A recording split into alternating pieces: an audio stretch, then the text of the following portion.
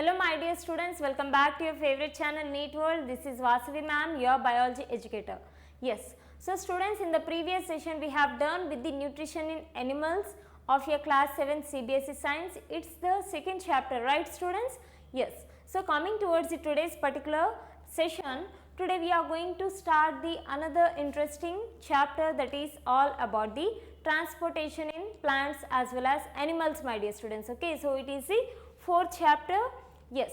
So before understanding this, okay, so here we will learn about the transportation, how everything has been transported. Okay, so how we are going to transport in plants as well as the animals. Okay, so first we will understand about the transportation mechanism. First we will understand how we are going to transport. Okay, so what is the mechanism of transportation in animals, and then next we are going to learn about the transportation in plants, my dear students. Yes. So coming towards the introduction, yes. So each and every living organisms are going to eat the food, right?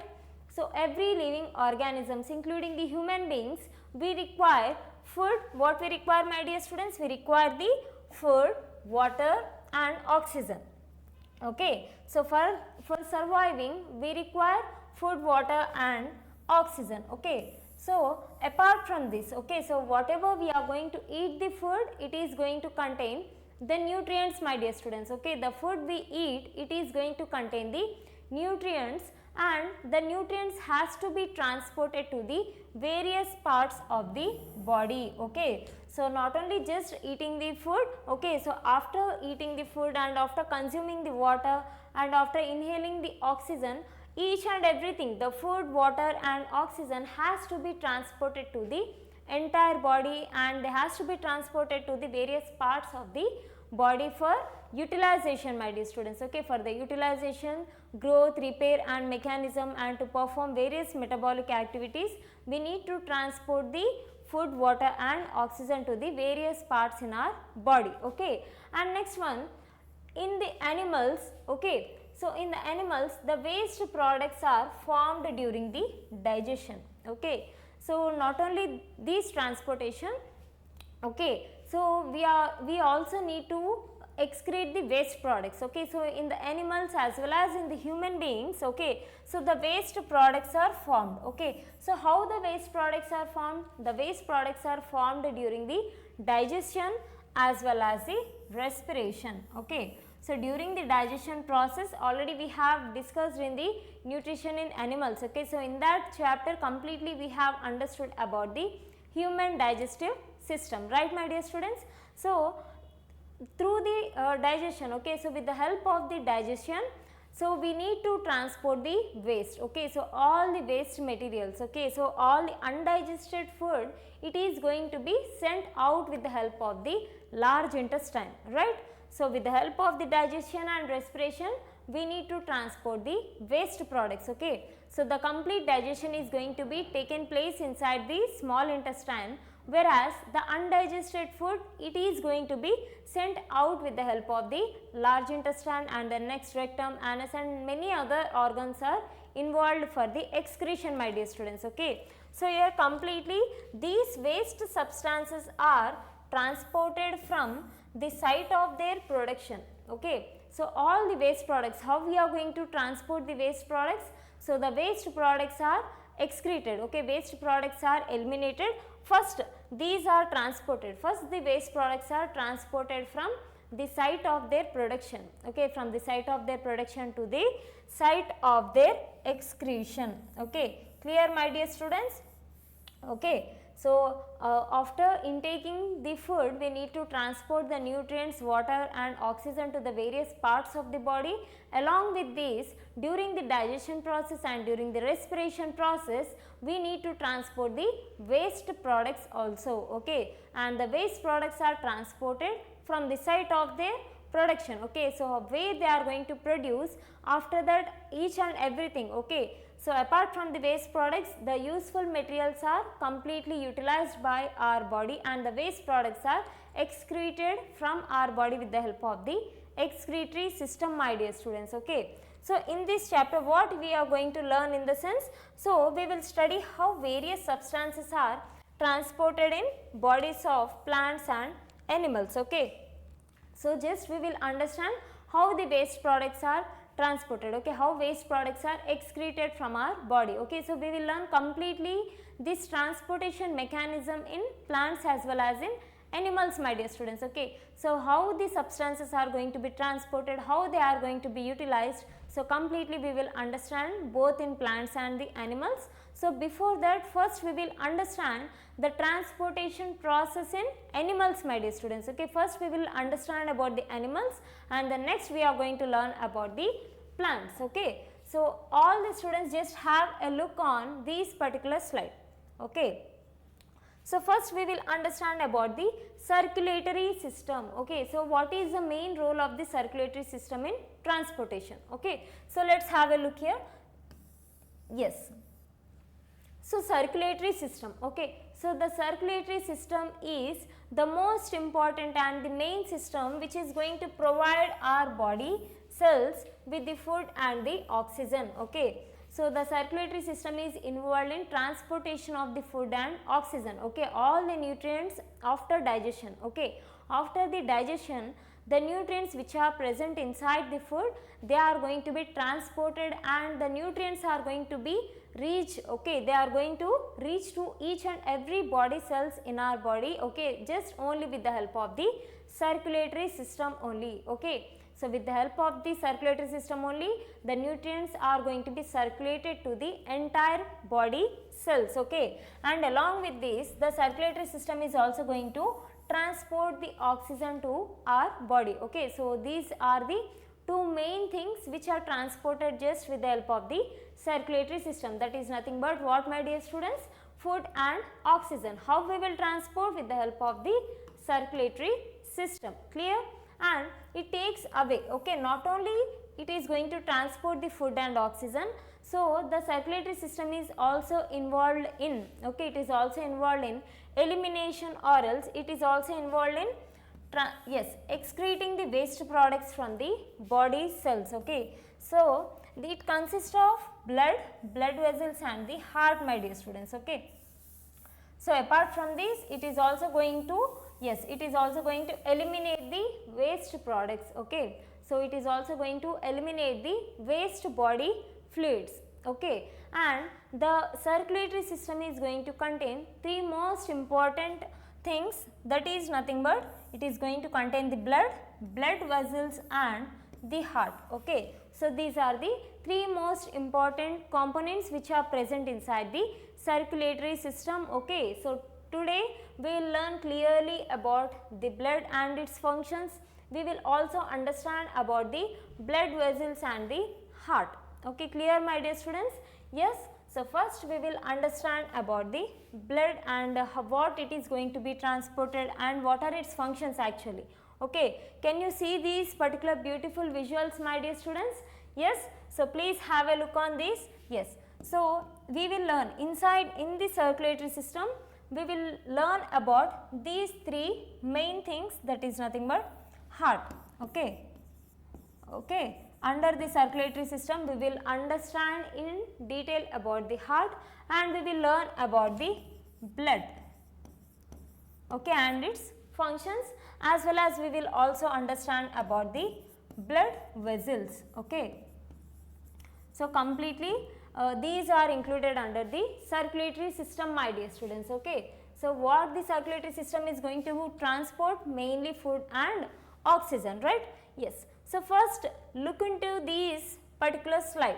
Okay, see how beautiful and how colorful it is. Okay, so we cannot say it is colorful, it is, yes, so it is just like that, which is very red. Okay, it is completely reddish in color. Okay, so by seeing this particular slide, I think you may get the idea that we are going to learn about the blood, right students? Yes. So without any delay, let's have a look on this. Okay, so what is blood and what it is going to be transported? Okay, so look here, my dear students. So blood is a specialized fluid connective tissue. Okay, so what is blood? It is a specialized fluid. Okay, blood is mainly a fluid only, right? So it is not very strong, or else it is not completely hard like the bone. Okay, so it is completely fluid. Okay, so the blood is included under the fluid connective tissue, okay, and it flows inside the blood vessels. Okay, the blood flows inside the blood vessels. We are also going to learn about the blood vessels, my dear students. No need to worry about that. Yes, so now we will understand what the blood is going to transport. Okay, so what is the main function of the blood in the transportation? Okay, so look into this particular point. Okay, so these are the most important points extracted from your NCERT itself. Okay, so all the students just please stay tuned until the session gets end. Yes, so mainly the blood is involved in, okay, so it mainly transports digested food from the small intestine to all the parts of the body. Okay, so students, already you have learned about this particular statement, okay, in the nutrition in animals. Okay, so under that particular chapter we have learned about the human digestive system, right, and we have understood in detail, yes, so how it is going to transport the digested food. Okay, so inside the small intestine the complete digestion is going to takes place. Okay, so after digestion the nutrients are going to be, okay, so completely the digested food which is going to contain the nutrients, they are going to be passed from the blood. Okay, so their nutrients will sent into the blood, and with the help of the blood all the nutrients are going to be circulated and they will transport to the various parts of the body. Okay, so this is just like that only, my dear students, digested food from the small intestine. Okay, from the small intestine, with the help of the blood from the small intestine, the digested food is going to be transported to the all the parts of the body. Okay, and next, apart from the food, it is also going to transport the oxygen, right? Yes, so oxygen from the lungs to the body cells. Okay, so from the lungs the blood will transport the oxygen to all the body cells, and apart from this, okay, so apart from this, it is also going to remove the carbon dioxide from the body cells to the lungs. Okay, so during the inhalation and exhalation, okay, during the respiration process, that is nothing but during breathing, whenever we are going to intake the oxygen, the blood will transport the oxygen to the all the body parts, and in return it is going to eliminate, it is going to excrete, or else it is going to remove the carbon dioxide from the body cells to the lungs. Clear with this particular point, my dear students? Yes, and next one, the liquid waste from the body cells. Okay, so not only this, okay, our body cells, okay, our body is also going to contain a liquid waste, okay, a type of the liquid waste materials. Okay, so after the filtration process, it is also going to remove the waste materials. Okay, so it is also going to remove the liquid waste from our body, okay, and it is going to send to the kidneys for removal. Okay, so kidneys are the main excretory organs. Okay, so the blood, okay, so in the blood whatever the waste fluid materials are going to be present, easily the blood is going to eliminate it. Okay, so easily the blood will carry the waste materials and it will give to the kidneys for the excretion, okay, for the removal from the body. And next one, in the healthy adult human beings, okay, the volume of blood is about 5 liters, my dear students. Okay, so this is the most important point to be remembered. Okay, so all the students just please take the screenshot here. Yes, okay, and blood is composed of two main components, that is plasma and blood cells.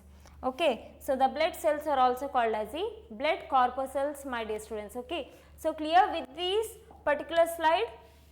Okay, if you have any doubts, please let me know in the comment sections, my dear students. Okay, so it is just nothing but it is all about the blood. Okay, so the blood is what? It is a specialized fluid connective tissue. Okay, so it is going to perform only 3 main functions. Okay, the first function is in the small intestine, the complete digestion is going to take place. After the digestion, the nutrients which are present inside the food, they are going to be passed, okay, they are going to be sent into the blood, and with the help of the blood, completely the nutrients are going to be circulated and it reaches to the various parts of the body. Okay, so apart from the food, it is also involved in the transportation of the oxygen. Okay, so whenever we are going to inhale, we are going to inhale and we are going to intake the oxygen, right, my dear students, and the oxygen will transport to the all the body parts with the help of blood only, okay, and in return what it is going to give? It is going to give the carbon dioxide, okay,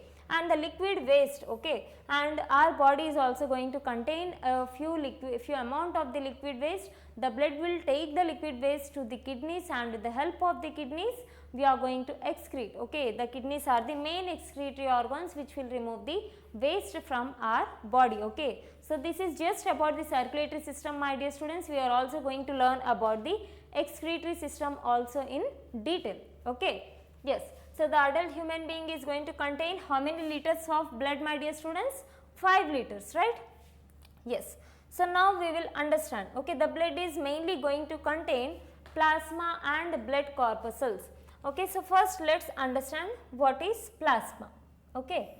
Yes, the plasma is the fluid part of the blood in which the blood cells are suspended, okay. So, the plasma is, it is just the fluid part of the blood, okay, and the plasma is going to contain different types of blood cells, okay. We can also call it as the blood corpuscles, okay. So, the plasma, if you look into the color of the plasma, it is pale yellowish in color, my dear students, okay, and it contains about 55% of the blood, okay. Mainly the plasma is going to contain just 55% of the blood, and the remaining percentage, okay, mainly it is going to contain 90% of water, okay. 90% water is present inside the plasma, okay, and it has, along with the water, it is going to contain minerals, nutrients, proteins, enzymes, hormones, etc., okay. So, which are present in the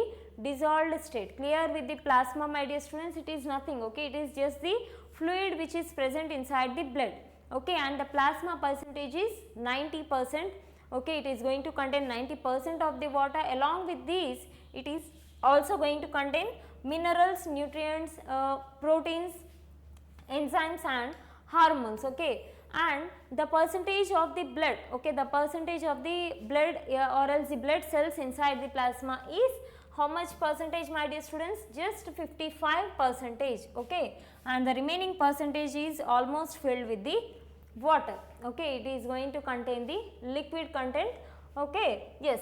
So, now look into the blood cells, okay. What are the blood cells, okay? Blood cells are also called as what, my dear students? Blood cells are also called as the blood corpuscles, okay. Blood cells are also called as blood corpuscles, and they constitutes of 45% of the blood, okay. So, the blood corpuscles are made up of 45%, and mainly the blood corpuscles are of how many types, my dear students?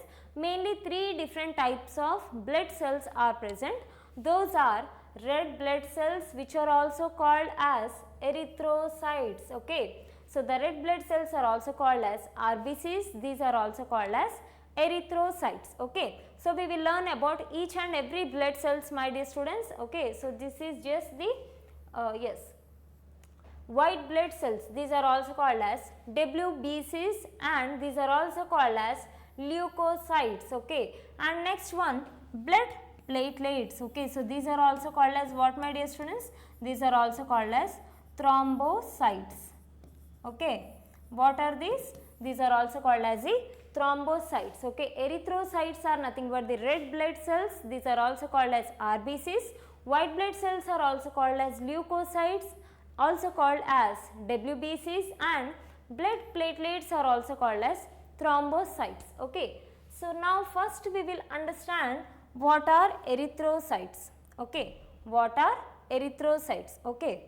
Yes, erythrocytes are nothing but what, my dear students? RBCs only, right, which are called as red blood cells, okay, which are called as red blood cells, okay. So, if we look into the shape of the RBCs, okay, the red blood cells are biconcave in shape, okay, these are biconcave in shape, and these are enucleate, my dear students, okay. This is one of the extra additional and most important point that you all need to remember for your competitive examinations, okay. So, it is not going to contain the nucleus, nucleus is absent in the mature RBCs, okay. Yes. So, the RBCs, okay, the red blood cells are actually red in color, okay. So, the color of the blood is red, okay. Why? In the sense it is going to contain the pigment called as hemoglobin, okay. So, due to the presence of the hemoglobin, the RBCs are red in color, okay. So, now what is the main role of the hemoglobin, okay. See here, hemoglobin will combine with the oxygen, okay. So, during the respiration process we are going to inhale the oxygen, right. So, the hemoglobin will combine with the oxygen, the hemoglobin will combine with the oxygen to form oxyhemoglobin, okay. What, my dear students? It will combine with the oxygen to form the oxyhemoglobin, okay. So, now look into this particular statement carefully. When the blood reaches the body cells, okay. So, our body is going to contain many number of cells, right. So, when the blood will reach to these particular body cells, at that time oxyhemoglobin will, okay. Suppose just imagine these are the many types, okay, many number of cells in our body, okay. Yes. So, when the blood, okay, whenever the blood will reach to these particular cells in our body, at that particular time these oxyhemoglobin, okay, these oxyhemoglobin will dissociates, okay, dissociates in the sense the oxyhemoglobin will separate into oxygen and plus hemoglobin. Clear, my dear students? Understood now? Okay. So, these are the RBCs, they are red in color due to the presence of the hemoglobin, okay. The hemoglobin will combine with the oxygen, okay, to form the oxyhemoglobin, right. So, in our body we are going to contain many number of cells and each cell is going to require, each cell will require the oxygen, right. So, whenever these cells are going to receive the blood, at that particular time the oxyhemoglobin will dissociates into oxygen plus hemoglobin, and again this hemoglobin will be readily available to combine with the body cells, okay. Again the hemoglobin will combine with the body cells to form the oxyhemoglobin, okay. Clear? Yes. So, now we will understand about the, yes, white blood cells and the platelets, okay. So, clear with the RBCs, my dear students? Just remember only 3 most important points, okay. Yes, just a minute. Okay, only 3 most important points are important, okay. That is nothing but blood cells. RBCs are also called as erythrocytes. These are biconcave in shape. These are not going to contain the nucleus, right. And these are actually red in color. The RBC cells, the red blood cells are usually red in color due to the presence of which pigment? Hemoglobin, right. The hemoglobin will combine with oxygen to form the oxyhemoglobin, okay. Whenever these blood, whenever the RBCs are going to reach our body cells, at that particular time they will dissociate into oxygen plus hemoglobin, okay. Yes, and again the hemoglobin will be readily available to combine with the oxygen, okay. So, now look into the white blood cells, okay. So, we have done with the RBCs, red blood cells, right. So, now we will understand about the white blood cells. What are white blood cells actually, okay. So, if we look into this particular slide, okay, if we look into this particular visual here, actually the white blood cells are colorless, okay, these are colorless in nature. But if we look into the number, my dear students, okay, so if we look into the number, the size of the WBCs, the size of the white blood cells are larger and the number of WBCs are more in number than RBCs, okay. So, the RBC's size is slightly small and the RBC's number is very less, but when we look into the white blood cells, these are actually somewhat larger in shape and the number of WBCs is also more when compared to the red blood cells, my dear students, okay. And the main function of the WBCs, the main function of the white blood cells is to fight against the disease causing microorganisms that are going to enter in our body, okay. So, in our body during sometimes, okay, sometimes many different types of microorganisms will enter and they will cause the disease, okay, right. But these, due to the presence of the white blood cells, these white blood cells will act on the foreign microorganisms. Okay, so these are going to fight against the disease causing organisms. Okay, so hence the white blood cells are called as soldiers of our body. Okay, clear my dear students? Just remember only two most important points. Okay, WBCs are more in number and the size is also large when compared to the RBCs, right, and its main function is just to fight against the disease causing microorganisms. Okay, and these are called as soldiers of our human body. Okay, and if you look into the shape, okay, they can change their shape just like the amoeba. Have you seen the movement of the amoeba, my dear students? It is actually shapeless, right? So it can change its shape. Okay, so same in that way it is these white blood cells are going to show the amoeboid movements. Okay, and just it is like amoeba. Okay, and it is capable for amoeboid movements. Okay, so now we will understand about the platelets. These are also called as thrombocytes. Okay, and but the white blood cells are also called as leukocytes, whereas the platelets are also called as thrombocytes. Okay, so now look into the shape of the platelets. Okay, so these are the platelets, my dear students. Okay, these are also called as thrombocytes, right? So now see here, these are also colorless. Okay, these are also the colorless and these are very small in size than RBCs and WBCs. Okay, so these platelets are very small in size when compared to both the WBCs and RBCs. Okay, but when compared to the RBCs, white blood cells size is very large. Okay, and the number is also very more. Okay, and the number of the WBCs is also high.